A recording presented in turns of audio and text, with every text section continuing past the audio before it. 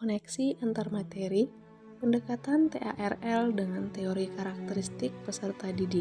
Peserta didik adalah individu yang unik karena memiliki berbagai jenis karakter yang berbeda-beda. Berikut ini teori perkembangan peserta didik. Yang pertama, teori perkembangan Jean Piaget.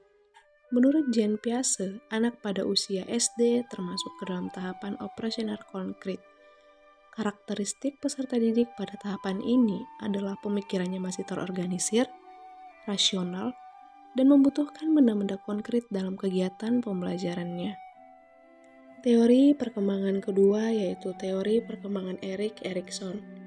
Menurut Erik Erikson, perkembangan anak di usia sekolah atau school age adalah di umur 6-11 tahun, yang berada pada tahapan industri versus inferiority.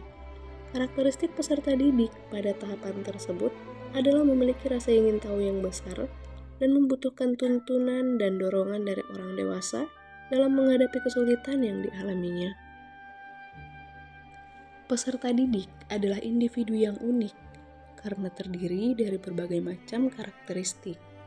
Karakteristik ini mencakup gaya belajar, kebutuhan belajar, dan kemampuan berpikirnya, sehingga guru haruslah merancang pembelajaran yang sesuai dengan kebutuhan peserta didik, sehingga tujuan pembelajaran yang telah dirancang dapat dicapai dengan baik. Seperti yang kita ketahui bersama, bahwa karakteristik setiap peserta didik itu adalah berbeda-beda. Namun, hal ini bukanlah menjadi hambatan bagi seorang guru untuk melaksanakan pembelajaran. Untuk solusi dari persoalan karakteristik ini, guru dapat menggunakan pendekatan TARL. Pendekatan TARL atau Teaching at the Right Level merupakan pendekatan pembelajaran yang mengorientasikan peserta didik sesuai dengan tingkat kemampuan mereka masing-masing. Kemudian, dilakukan dengan mengaplikasikan pembelajaran yang berdiferensiasi sesuai dengan bakat, minat, dan gaya belajar peserta didik. Nah, sekarang kita akan membahas koneksi pendekatan TARL dengan teori karakteristik peserta didik.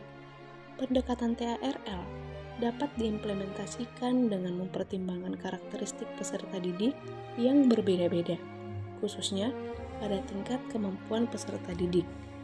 Jadi, yang dapat dilakukan oleh seorang guru untuk mendiagnosis karakteristik peserta didik adalah dengan melakukan asesmen diagnostik yang dapat dilakukan di awal tahun pembelajaran.